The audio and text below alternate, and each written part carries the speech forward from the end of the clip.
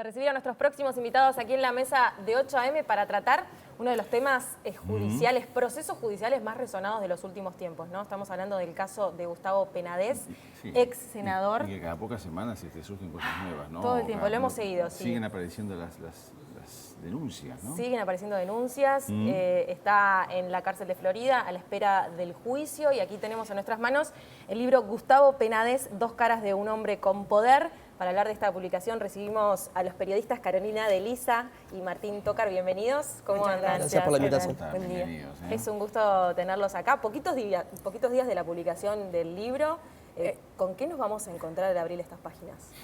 Y bueno, lo que intentamos retratar ahí fue la figura de Gustavo Penades y su trayectoria durante más de 30 años en el sistema político y esa repentina caída que tuvo prácticamente de un día para otro cuando Romina Papazo lo denuncia públicamente, ¿no? Y ahí empieza todo el proceso hizo 2 años, judicial. ¿no? Justamente Hizo 2 años de la denuncia el 28 de marzo y bueno, y la idea era esa, ¿no? Contar como el auge y caída de una persona que fue a la luz pública muy importante en la política y de un día para otro a la luz de lo que se empieza a ver de su vida privada cae y bueno, hoy tiene 24 delitos imputados y está a la espera de juicio, ¿no? que se supone que empieza en breve.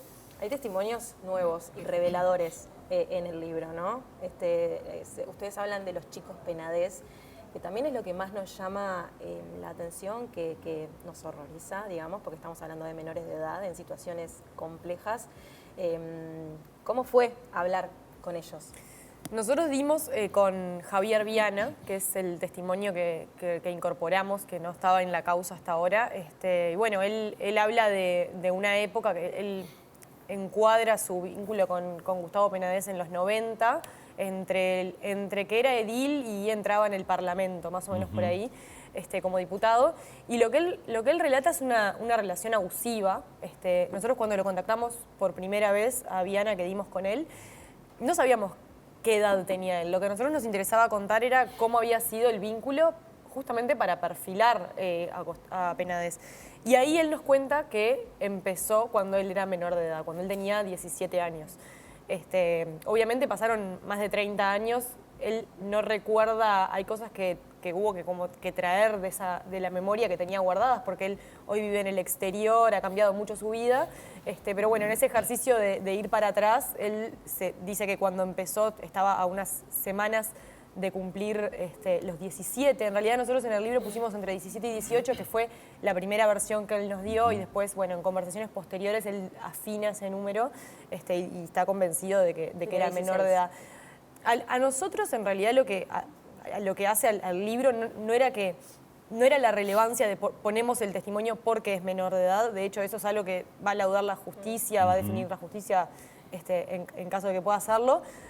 Porque lo que nos interesaba no era definir si había delito o no. Lo que nos interesaba era contar si había un abuso de poder o no, o abuso de otro tipo, abusos físicos, psicológicos. Y bueno, y eso es lo que él nos cuenta. Y en ese relato, él habla de que había una serie de chicos Penades, que así le llamaban en esa época, y como que se volvían intocables, que eran... salían a bailes y los identificaban como los chicos Penades. La realidad es que eso lo conocemos a través de Viana, no hemos contactado a otros, o no pudimos dar con otros, pero es el testimonio de él, ¿no? Que es lo que levantamos en el libro. Y el denominador común, ¿qué tipo de vulnerabilidad o vulnerabilidades existían en el colectivo de los chicos Penades? Sí, hay algunos patrones en común Me refiero social, económica, claro, o sea, por dónde... Sí, en distintos casos se da que eran jóvenes que venían de contextos más vulnerables, más humildes, por lo menos podríamos decir. Eso se identifican distintas de las personas que han prestado testimonio, tanto en el libro como en la justicia. Bueno, después obviamente temas de la edad que están presentes, y que también dan sobre todo un peso mayor a eso, las coincidencias que hay entre unos y otros, ¿no? Lo que nosotros hablábamos con Viana, bueno, que se animó a dar también su nombre y apellido para darle como más fuerza a su testimonio, también aparece de otras formas en el relato que hacen otras personas de una época similar. Por ejemplo, en la justicia está también la declaración de una mujer trans al día de hoy que en esa época, en los 90, se identificaba todavía como varón, ejercía la prostitución y en ese marco estuvo con Penades siendo mayor de edad también, o sea, no hay ahí un tema bueno, de haber pagado a un menor. Y lo que relata, y es por eso que para la Fiscalía fue un testimonio relevante de integrarlo a la causa, es una serie de episodios de violencia y abuso, de prepotencia por parte de Penades en esos años de los 90, en los que lo que se relata y el lenguaje que utiliza al rememorar las cosas que decía Penades, hay muchos ecos de lo que después nos dice a nosotros Viana, de dos contextos muy diferentes, ¿no? O sea, personas que no se conocen, de hecho Viana vive en España ahora y no estaba al tanto de la causa, aparecen relatos y reconstrucciones de cosas que sucedían en ese vínculo muy similares. ¿Cuál era la estrategia o, digamos, el modus operandi para salir a la búsqueda, o es horrible lo que decir, pero la caza de los chicos Penades? Bueno, ahí hay distintas circunstancias también en la medida que cambió el tiempo, ¿no? En el que fue evolucionando. En el caso de los testimonios más antiguos, ¿no? Esto de la década de 1990 y principio de los 2000, aparece, por ejemplo, el Parque Valle como uno de los lugares a los que Penades concurría y que allí se relata que entre las personas a las que contactaba había menores. Después, antes también había personas a las que levantaban la calle y contactaba, digamos, en su auto y veía a alguien caminando y había un contacto ahí, que nosotros también eso lo contextualizamos en el sentido de cuáles eran las formas también de encuentro de contactos y vínculos homosexuales, que claro, que no son como ahora. Claro, Incluso... y en un entorno muy conservador, en el que, un entorno público muy conservador, en el que se manejaba también Penades. Claro, pero digo que esa forma que hoy capaz que a alguno de la audiencia le podría llamar la atención, incluso eso, también era parte de algo común de la socialización. No había aplicaciones es que hablamos de década de los citas. 90, nada que ver con el mundo que vivimos hoy en día, ¿no? Cambió mucho. Después, en los casos de las denuncias más recientes, que nosotros también en el libro ordenamos un poco cuáles son esos casos y qué particularidades tienen, también hay distintos modos de abordaje según lo que relatan estas personas. Hay algunos que son contactados, según dicen, por Mauesín, que es la otra persona que está en prisión preventiva, por sospecharse de ser el intermediario de Penades con estas personas menores de edad. Y también hay otros tipos de contacto, alguno por aplicaciones y también un caso que relata haber sido abordado por Penades directamente en la calle. Más allá de relatar toda la recopilación periodística que ustedes hacen de testimonios, de todo lo que ocurrió, a mí me encanta en la contratapa una serie de preguntas que ustedes mismos se formulan y que me gustaría saber si de alguna manera las responden, o si hay una parte final de reflexión, porque acá ponen, este libro es una invitación a reflexionar sobre la percepción que tenemos de nuestra sociedad. Digo, qué fuerte ese concepto, ¿no? Y a confrontarnos con nuestras propias contradicciones. Y se formulan varias preguntas. Dice, ¿qué pasa cuando los más confiables también mienten y los mentirosos a veces dicen la verdad? ¿Y eso es qué responden ahí? Sí, eso es un concepto que atraviesa prácticamente a todo el libro, porque nosotros tenemos, o sea, cuando a Gustavo Penades lo acusan públicamente antes de que haya una investigación fiscal, era la persona con más credibilidad, una de las que tenía más, o sea, su palabra era una palabra de honor, ¿no? Peso político, sí. Y él hablaba de eso, él hacía honor a eso todo el tiempo, constantemente decía, es mi palabra de honor. Entonces había que creerle y así le funcionó durante muchos años. Y cuando aparece la primera denuncia, la persona que la denuncia, que es Romina Papazo, es una persona que tiene muy poca credibilidad, ¿no? O sea, había tenido algunos eventos públicos meses antes, que bastante... Un personaje complejo. Sí, con una dualidad en su forma de ser tremenda, quizás. Entonces, que hasta el día de hoy, digamos, cosas que siguen pasando. Después vimos lo que pasó con Orsi, con la denuncia falsa. Exacto, ¿no? Es una persona que no es, a la luz pública, digamos, no es una persona que tenga una credibilidad, que de hecho se ha derrumbado. Entonces, ¿a quién le crees en ese caso? ¿A una persona que constantemente ha dicho o se ha manejado con la verdad y que tiene credibilidad por eso? ¿O a esta otra que tiene un pasado repleto de dualidades, mentiras, cosas de ese tipo? Lo mismo pasa, por ejemplo, con Jonathan Mastropierro. Claro. Un personaje que tiene antecedentes penales, que ha estafado, que que es contradictorio. Se le puede creer, tienen derecho a ser víctimas en otra. Eso es algo que se discute, incluso lo discuten los abogados de Penades con los abogados de las víctimas, y que le dicen, bueno, a ver, el hecho de que estas personas tengan un pasado y tengan una vida no los hace que no puedan después ser víctimas en otras causas, y además, ¿no? También ha surgido la discusión de se puede separar al político de la persona, porque bueno, se habla mucho en la música, ¿no? O en los artistas cuando tienen alguna causa judicial o son imputados por algo. Sí. Acá vimos a prácticamente todo el espectro político respaldar a Penades como político, ¿no? No solo sus correligionarios, sino también personas De forma unánime. de forma unánime. Pero eso José tiene que ver Mujica que habló muy bien de... claro. ¿A ustedes les llamó la atención eso? ¿Es posible que haya como esa dualidad? Es algo muy difícil de separar y por eso también nosotros narramos en esa reconstrucción de cómo fue la caída, más allá de cuáles son las particularidades de cada caso que se denuncia, también hubo, me parece, una serie de historias muy humanas de cómo reaccionar ante un caso de estos, ¿no? Porque obvio vos tenés una persona a la que conoces de toda la vida, no necesariamente tenés que conocerlo en todas sus facetas, pero hay una confianza, un cariño, un respeto, dependiendo de cuál fuera el caso.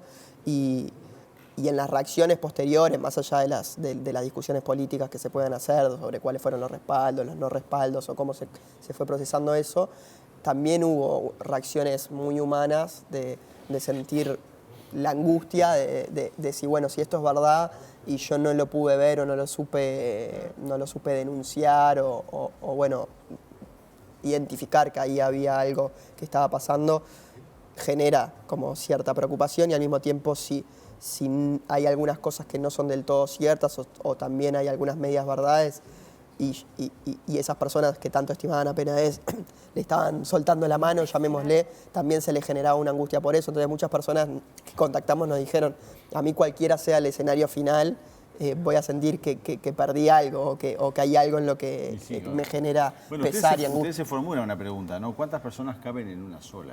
Y en los hechos yo creo que en el mundo que vivimos hoy, sin caer en una generalización, todos Por supuesto. tenemos caretas distintas según las Exacto. circunstancias de la vida, claro, ¿no? Capaz que esto porque es tremendo, pero en los hechos es así. Sí. Y llegan a responderse ustedes esta pregunta, ¿cuántas personas caben en una sola? Es que yo creo que queda un poco plasmado que todos tenemos múltiples facetas, o sea, no solamente el protagonista, o sea, la idea no es tampoco demonizar ese concepto de varias caras, sino ser honestos con lo que, exacto, claro, ser honestos, que es así, o sea, que podemos tener múltiples caras que conviven en uno mismo, pasa con el protagonista, pasa también con el resto de los involucrados en la causa. O sea, los ves, podemos hablar, por ejemplo, de Mau Vecino, una persona que tiene a nivel académico, es muy destacado, es una persona inteligente, súper capaz, que de repente la conoces en determinado ámbito y tenés un montón de aspectos para resaltar de esa persona. Y sin embargo tiene otro involucramiento en la causa, que como intermediario de Penades, que